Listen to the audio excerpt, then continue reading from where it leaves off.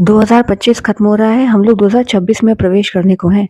अब धर्म की आड़ में, इसकी आड़ में, उसकी आड़ में मॉरल पुलिसिंग बंद होनी चाहिए। देश में और बहुत ज़रूरी मुद्दे हैं और किसी भी धर्म के हों, आप लोग, हम लोग सभी अब मंदिर, मस्जिद, गुरुद्वारे, गिरजाघर ये सब की अब और ज़रूरत नहीं है। आप सबको सोच बदलनी होगी और चाहे आप युवा हों, बच्चे हों, चाहे मेरी उम्र के हों, चाहे मुझसे बड़ी उम्र के लोग हों। इवॉल्व होने के लिए तो कोई उम्र निश्चित नहीं किया गया है और जो मेरी उम्र के लोग हैं और मुझसे बड़ी उम्र के लोग हैं, आप लोगों को तो समझना होगा, बढ़ती उम्र के साथ तो और समझदार होना चाहिए। समय की मांग है, अब जो प्रासंगिक है, समय अनुकूल है, बस उसे ही अपनाया जाए। देखिए, ये जितने भी धर्मगुरु हैं, जैसे मैं कह चुकी हूँ कि वाल्मीकि, वेदव्यास, तुलसीदास, किसी ने भी जो भी ग्रंथ लिखे हैं, एक तो ग्रंथों की प्रामाणिकता पर संदेह कीजिए, उनका वैसा उपलब्ध होना, उस पर तो बिल्कुल संदेह कीजिए ही कीजिए। प्लस जिसने लिखा है उसकी अपनी वृत्ति, मनोवृत्ति का मैं बार-बार कह रही हूँ असर आता है, उसके जीवन, उसके अनुभव और फिर तत्कालीन सामाजिक राजनीतिक स्थितियों का। फिर मैं कह चुकी हूँ, सिद्ध कर चुकी हूँ तर्कपूर्ण ढंग से कि धर्म निष्ठा का विषय है। जो राम ने जिया, वो राम का जीवन था। जो कृष्ण ने जिया, वो कृष्ण का जीवन था।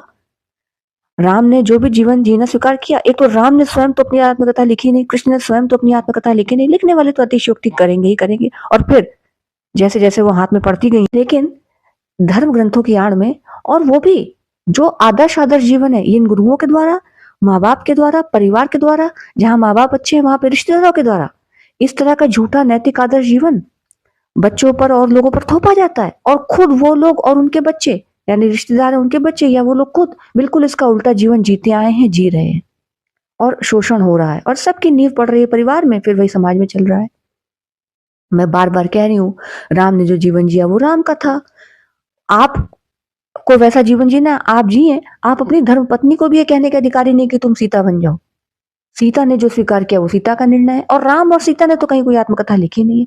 फिर कृष्ण के जीवन का संघर्ष, जो कृष्ण के जीवन के ऐश्वर्य को जस्टिफाई कर रहे हैं, आज कृष्ण के नाम पर अब ऐश्वर्यपूर्ण जीवन जीकर, वो कृष्ण के जीवन के संघर्ष का 100वां हिस्सा भी अपने जीवन में उन्होंने कभी जिया है, जीने की सामर्थ्य है।